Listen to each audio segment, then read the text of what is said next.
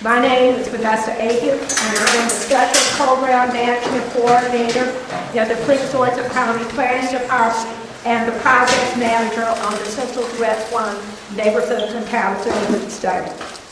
On behalf of the Maryland National Capital Park and Planning Commission and the planning team on this project, and Project Lindsay Cotero, who's upstairs, Connor Klein is my teammate of the extension team, a warm welcome. But let me start first with thanking Councilor Youth for coming out this evening. We appreciate you coming out. Councilor Maria Mackey, we appreciate you joining us this evening. Planning Director Mary Rader, we appreciate you coming out. Carlos Luda, the Senior Planner, we appreciate you coming out as well. We have several other members from the Planning Department here with us.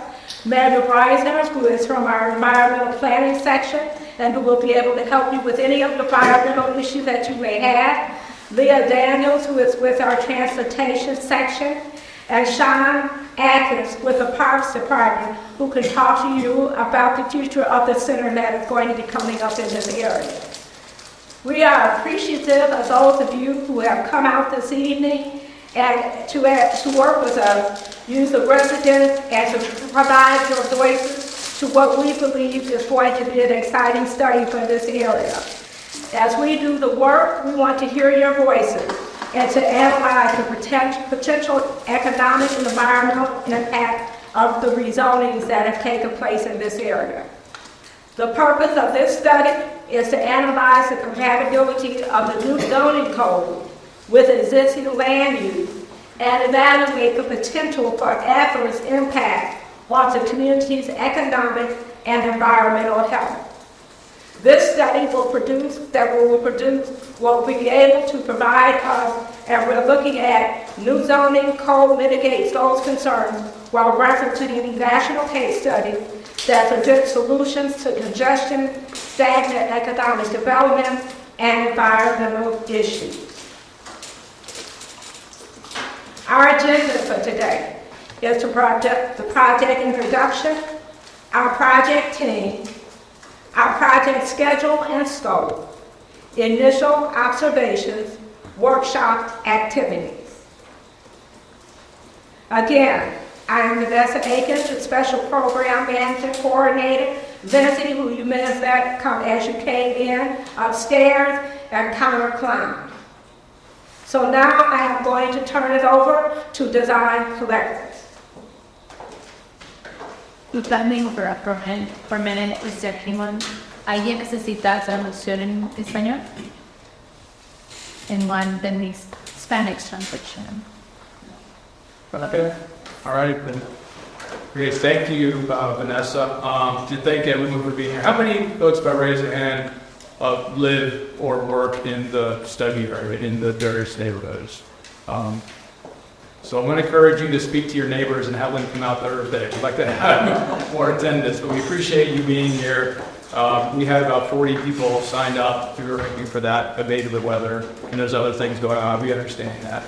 We have 2 events going on, one tonight and one Thursday, and they're both the same, so you're not obligated to come to vote. We just wanted to have 2 so people had some options for coming out. My name is Matt D'Amico. I'm with Design Collective. We are a planning, urban design, architecture, placemaking, urban design firm in Baltimore. We've been engaged by Vanessa and her team as a consultant team that helps lead this sector. With me, you just met Maite. Maite is a planner, urban designer supporting myself. Abby Ferretti is with Partners for Economic Solutions. They're an economic consulting firm. And Kevin is with BHP. They're a multimodal transportation and environmental firm. So a little bit about us. We've been around for 44 years. We've completed a lot of plans like this. We've done a lot of work in College Park, up and down the Route 1 corridor, a lot of work in Prince George's County. So the point is we're very familiar already with the area, with the context, and with some of the issues. We've done a lot of community engagement events like this, and a lot of corridor and neighborhood plans, mostly all over the East Coast. So we bring a lot of hopefully some immediate lessons learned and how we've addressed the same things that other communities. And as Matt mentioned, I'm Abby Ferretti with PES. I'm joined here with my partner, Anita Larson. We're a Washington, D.C.-based economic consulting firm. But we've been doing this more than 30 years, but our business has been around about 16 years. And we just look at the market, we understand what's going on there. We work with private sectors, a lot of times with private sector developers, so we kind of understand what their back of the envelope calculations are to make change and create change as we see transitions in neighborhoods. But we love this kind of work, in particular working with communities to help you guys understand the trade-offs and decisions that you make as you look to enhance the economic prosperity of your community. Like Matt mentioned, we work all over the country. We work a little bit in the Midwest, a little bit southeast. I think we stop short at the West Coast. We do have a race coast on the West Coast, but we like to bring those lessons that we learn from all over the place to places like here, and we do a little bit of international work as well. So thank you guys for having us tonight. I'm going to turn it over to Kevin. Great, thank you. I'm Kevin Keeley. I'm a senior planner with VHB, and VHB has been in business about 45 years. We're based up in New England, but locally here we have about 100 people in 3 offices in Silver Spring, Washington, D.C., and Tysons Point. We are an integrated services firm focused on transportation planning and engineering. We do environmental services, land development, and planning and design. And we are here to really help think through challenges on the corridor as it relates to mobility, environmental concern, and stormwater management. So excited to be here, and thank you. Thanks, Kevin. So it really is going to take all of our firms and all of this area of expertise to address the imperatives for this project. Vanessa shared with you the purpose of the project. I just want to share a couple of important goals and objectives. Hopefully this aligns with what you're thinking. One important part of this study is to address development compatibility. We know there's been development that's occurred, some of it impacting existing neighborhoods, some of it maybe in the scale and height and character that may be incompatible with existing neighborhoods. So going forward, we want to understand from you what would we see in terms of compatibility issues, and then we'll come up with some suggestions for how to mitigate that and address policy changes or zoning changes or height changes, those kinds of things. Another important goal of this is identify economic drivers, and what you're going to see on the boards in the presentation is the economic drivers along the Route 1 corridor specifically may be different than those economic drivers around the Hollywood Commercial District and over by the Hollywood Shopping Center. So as Abby said, we'll try to understand what's driving the potential demand, what kind of demand might be there for different kinds of uses in retail, restaurants, housing, whatever it may be. We want to be realistic in the plan. It's great to be aspiring to something, something big, but at the same time, we want to make sure that we're making recommendations that we know are implementable and can be executed. So understanding the economics is important. We wanted to identify use and investment strategies for the Hollywood Commercial District. Don't worry about that, we're cleaning it up later. We spent a lot of time thinking and walking around and looking at the Hollywood Commercial District. We know there needs to be some kinds of catalyst investments, whether it's coming from the private sector side or the public sector side or some combination, to help those little small business, particularly the legacy businesses, the generation of businesses that have been there for a long time. But at the same time, can there be something that helps improve the walkability, the safety, the attractiveness, and the character of that district? A fourth goal is to look at the benefits of the community center that we host in the Hollywood Commercial District. Just by a quick hands, how many are familiar with what's going on in there? Oh, that's great. So we want to hear from you. Hopefully that's a good thing. We'll talk about it a little bit more. But that could be something that helps to improve the Hollywood Commercial District and the catalyst for investment. As I mentioned earlier, we recommend policy updates to address development compatibility in terms of land uses, building heights, zoning, setbacks and compatibility standards, those kinds of things. We also understand that there are some potential flood and environmental stormwater management issues in some areas, particularly in the along Kiernan Drive and Park Drive. I don't know if anybody lives in that area or knows any, are familiar with it.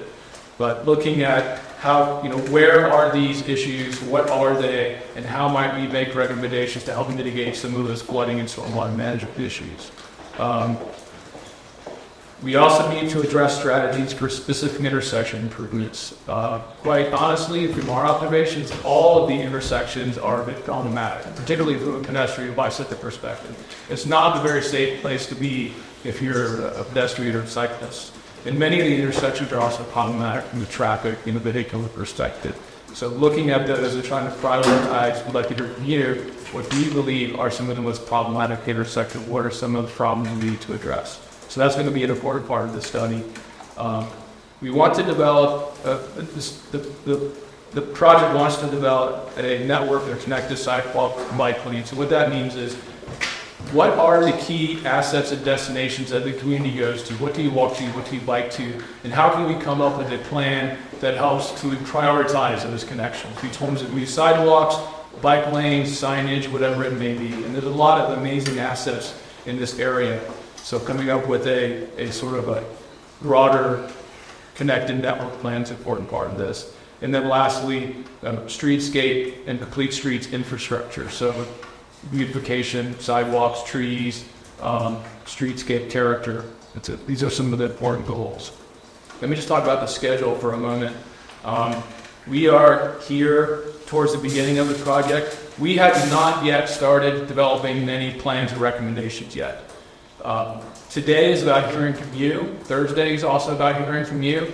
And what you share with us today is going to inform our recommendations. We don't want this to be our plan. We want it to be your plan. So you tell us what your priorities are, what the issues are, what your concerns are. You can share with us what you think might be some good recommendations or things to do. We're going to hear from you about that tonight, and that will inform next steps going forward. Then, October 23rd, 24th, 25th, 26th. By the way, I do need to say, this presentation will be put up on the county's webpage, so everybody will have access to it, both English and Spanish version of this. And I'll give you the webpage address here in a moment. That also will have information on upcoming public events. I have opportunities for you to get involved, so I'll share that with you in a moment. So all this is going to be up there for you on the website. There will be a charrette October 23rd, 24th, 25th, 26th. We're going to be coming back in this room, and based upon what we hear over the next couple of days, we'll together with your input during those 4 days develop some recommendations and plans together. And we'll talk more about that later as we get closer to October 23rd, 24th, 25th, 26th. There will be information about that on the website. In December, there will be another public workshop, December 12th, to get input following the charrette, and then another community open house in February or March.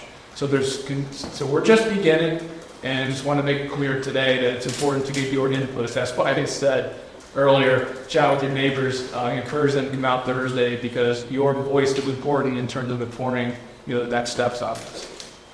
And we hope to have the final report completed by February and March. That would have be a report that has your recommendation how to address some of the goals in the depth. I'm going to share with you some of our initial observations. All of these maps that I'm sharing with you are on these boards around the table. So don't feel like you have to digest all of the detailed information that's all on the boards. But I want to share with you,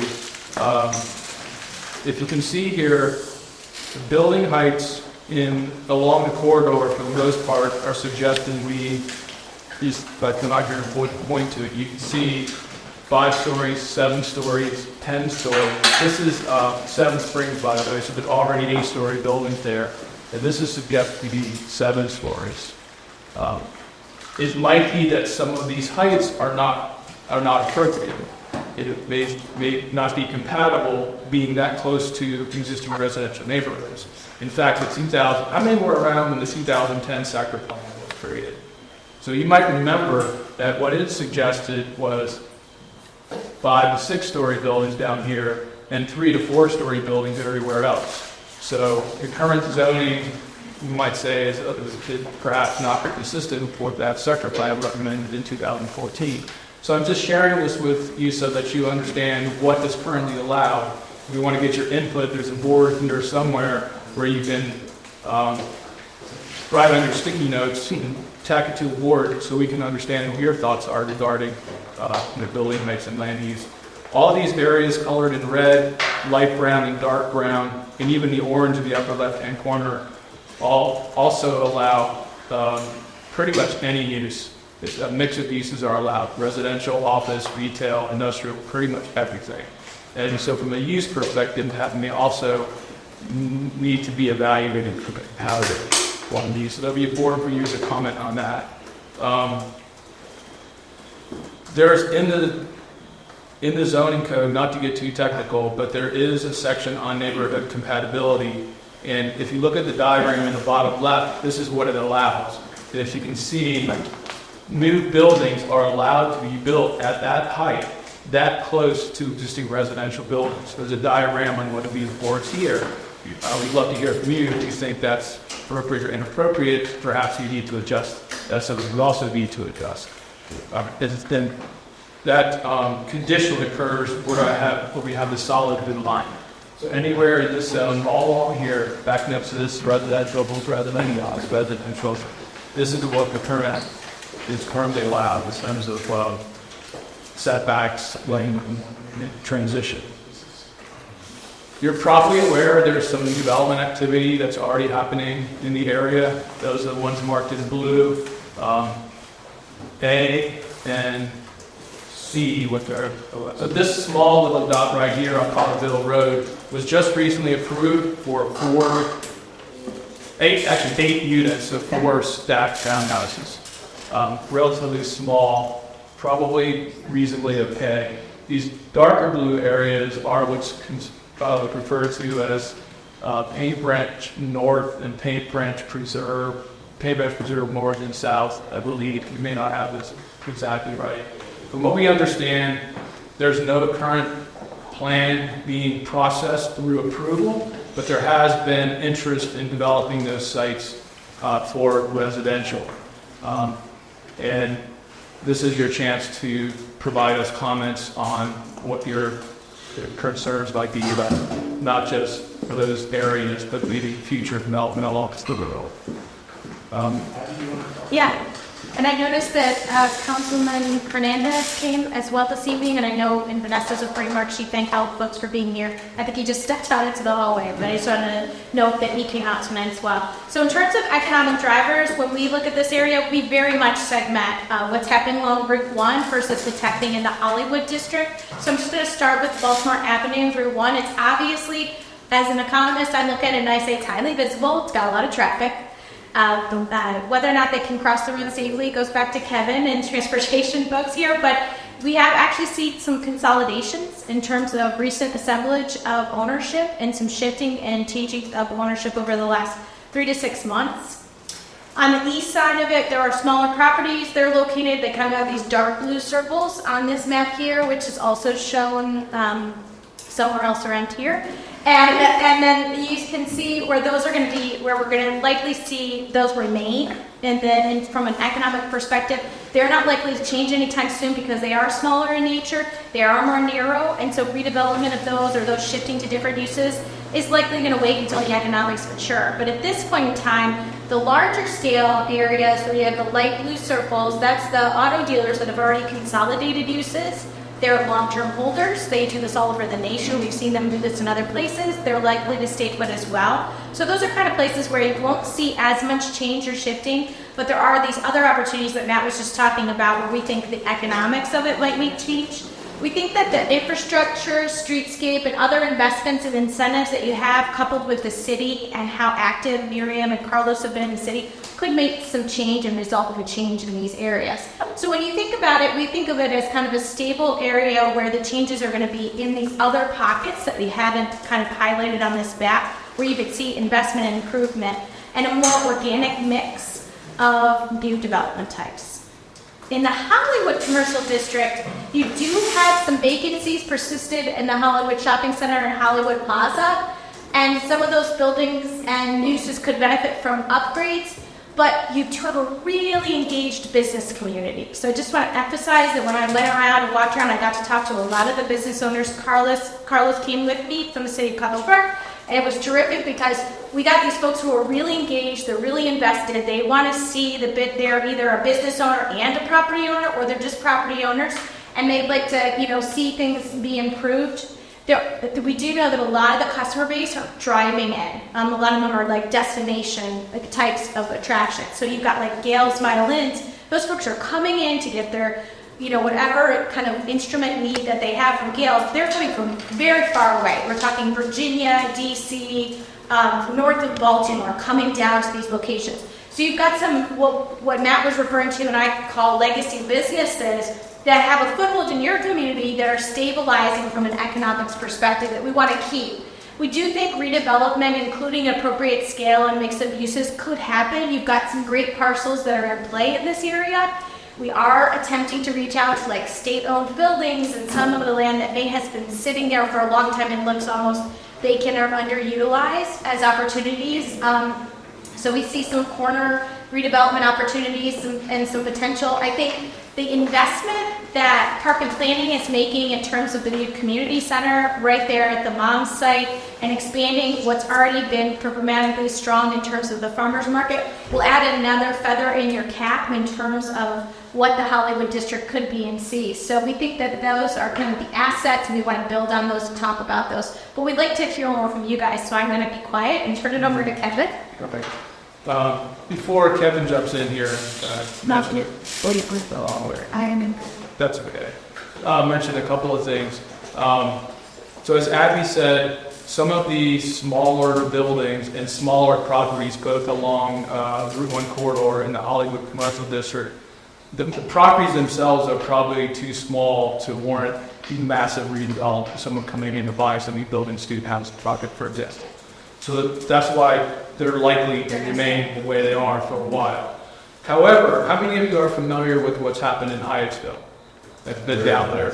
What's that? Where in Hyattsville? Well, just the main street downtown area where there have been, Vigilante Coffee and investment in the streetscape.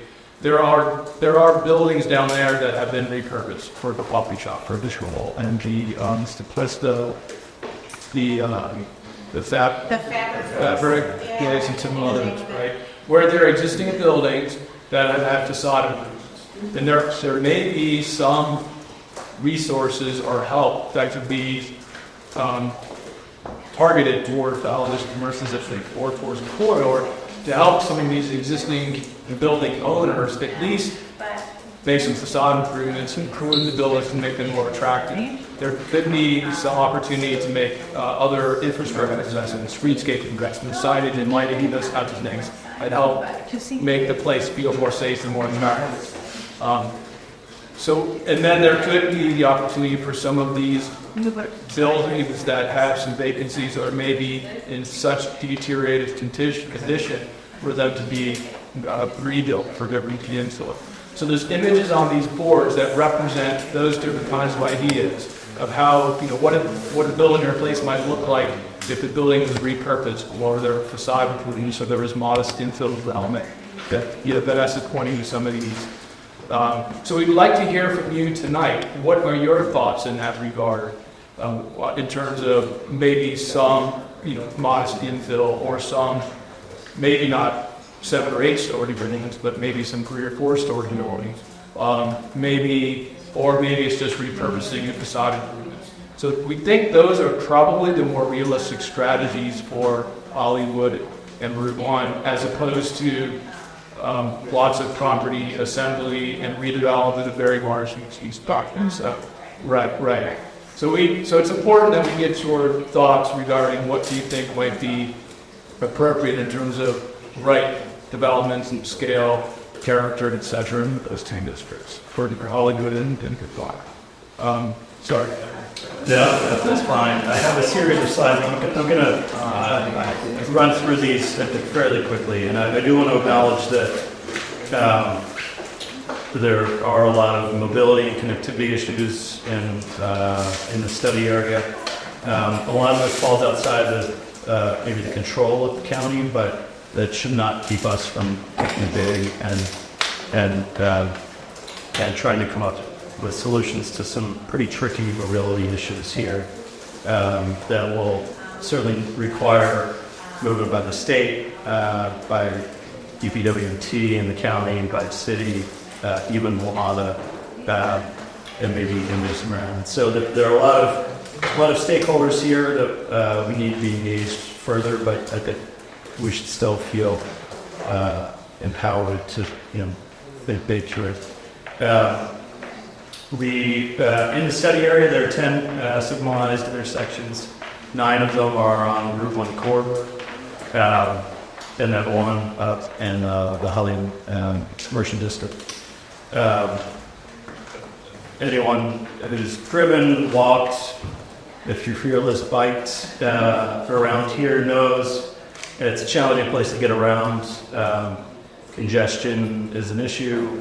Safety is certainly an issue, and you'll see the 2 intersections at the north end at Edgewood and Cherry Hill Road.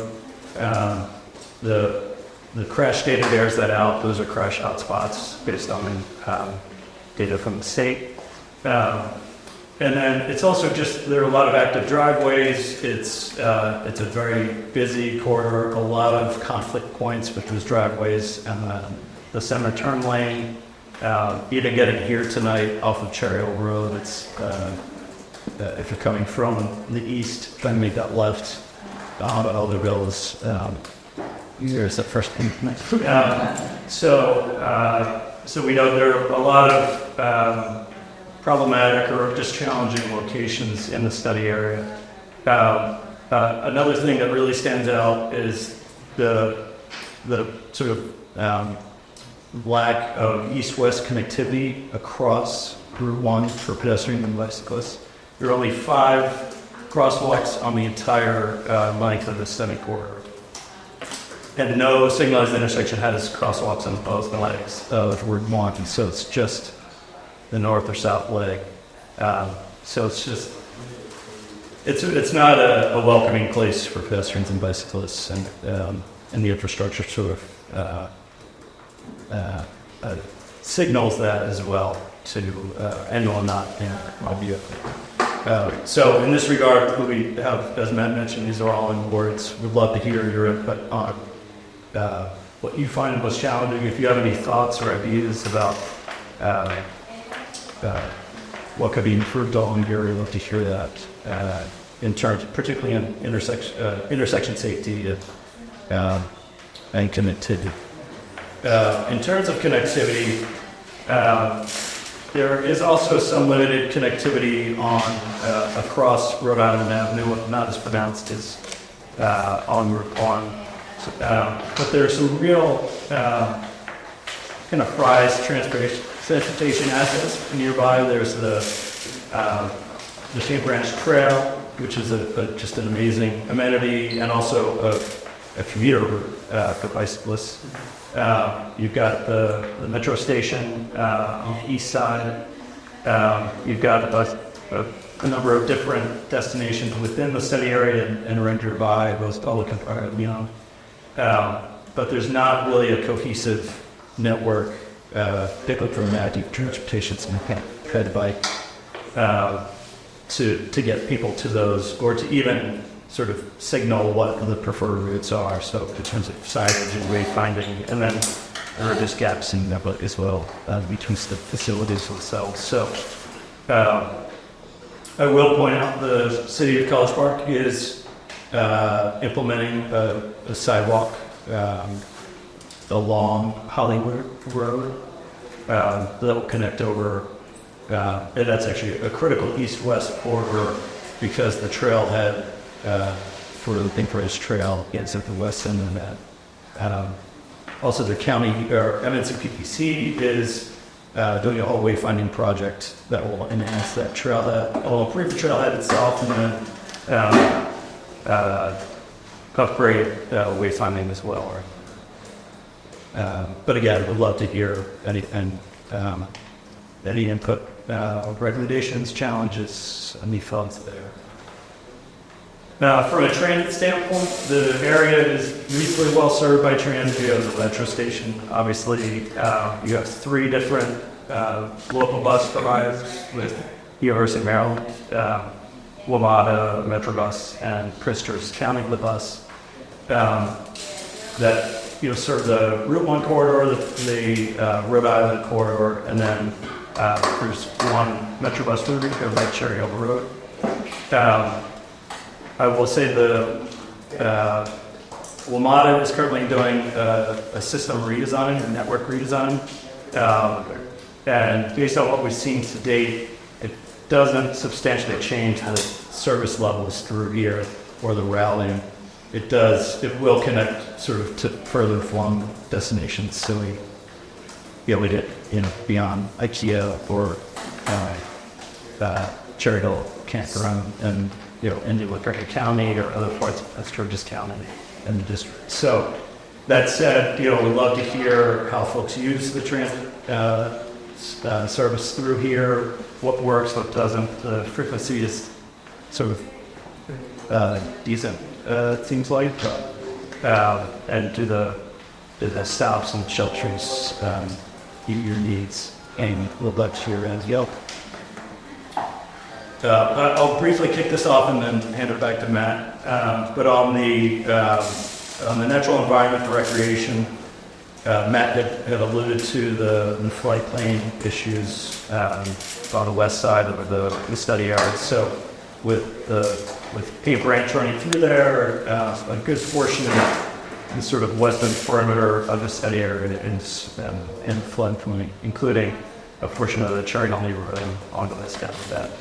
And a little bit of sediment and things like that. So if you have any experience personally or any thoughts on stormwater management, flooding issues, event concerns in that regard, definitely want to hear those. So I think that. All right, great. I'm sure everyone knows that the section of Route 1 Baltimore Avenue between the university and the University Boulevard has been completed, right? There's the white lane, center median, left turn control sections of day.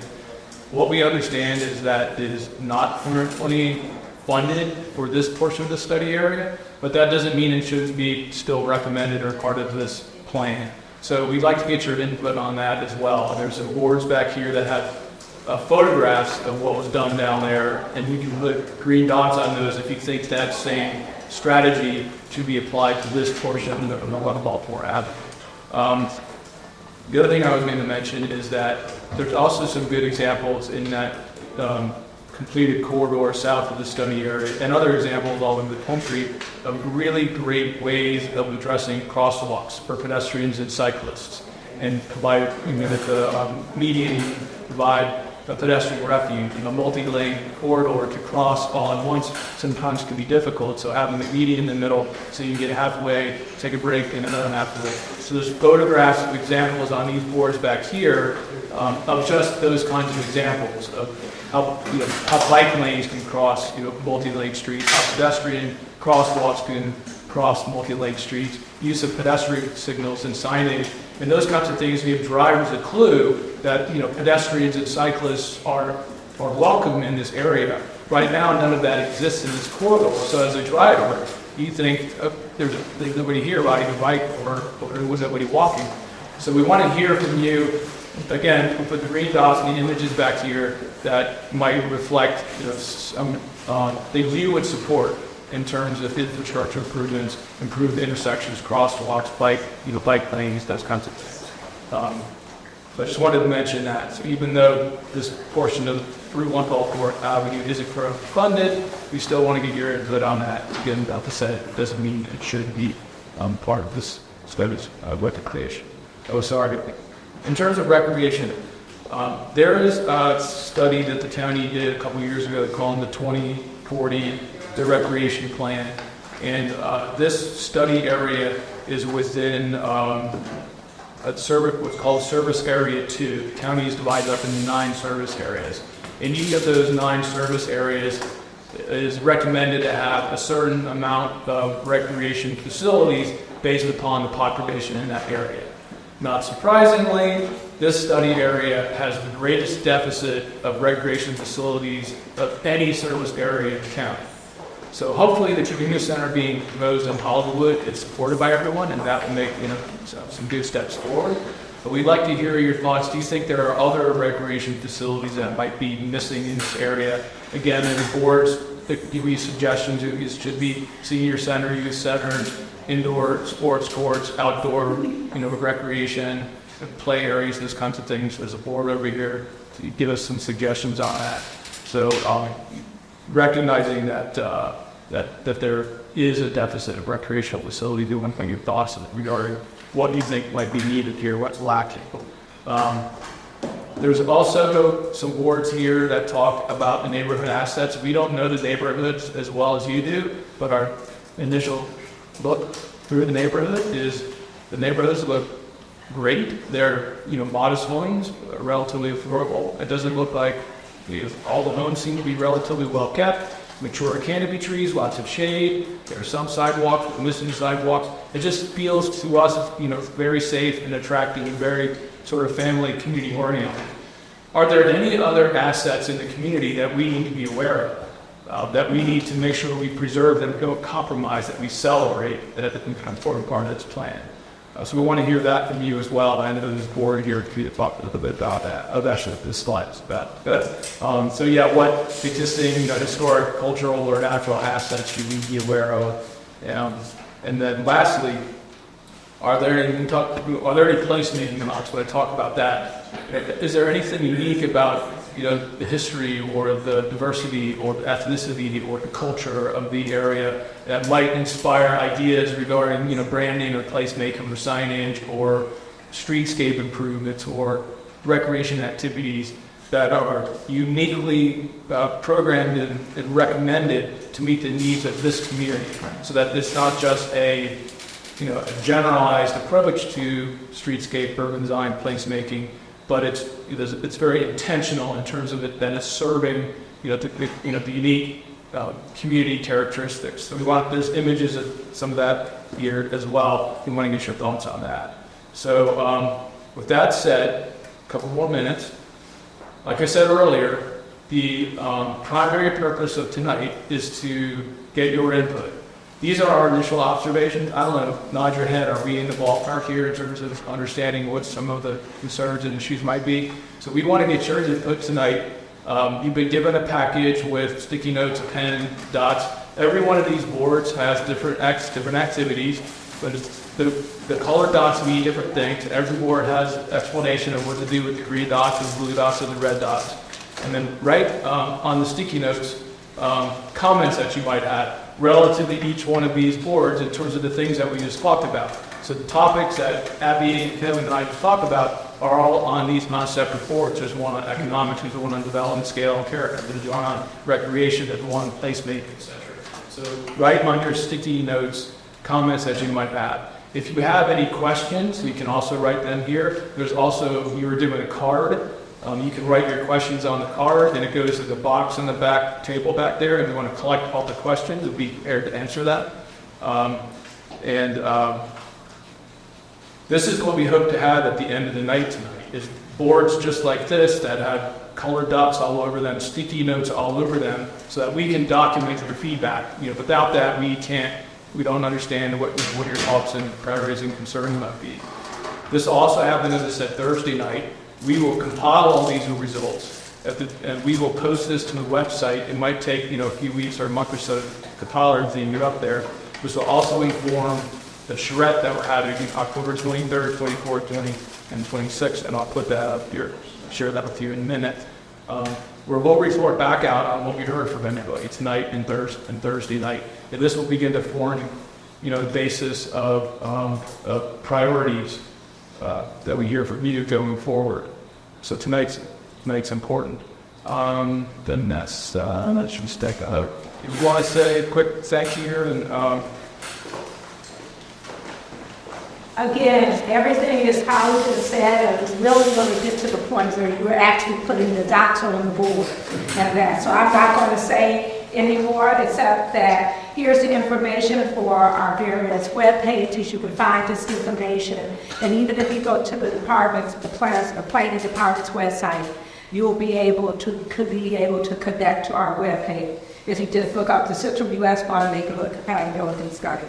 So we want to thank you for your participation. And if there's any other ideas you may have on how we might be able to reach your residents, your neighbors, and get them to come out, please let me know, because we really want everyone's participation. So thank you, and let's start putting those notes and docs up. So the last thing I want to mention is we do have a community survey online.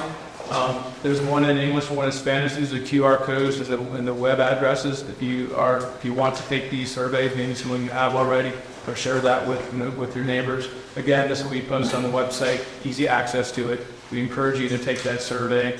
It's another way of providing very similar information for folks who maybe aren't here tonight for Thursday night, just asking similar kinds of questions.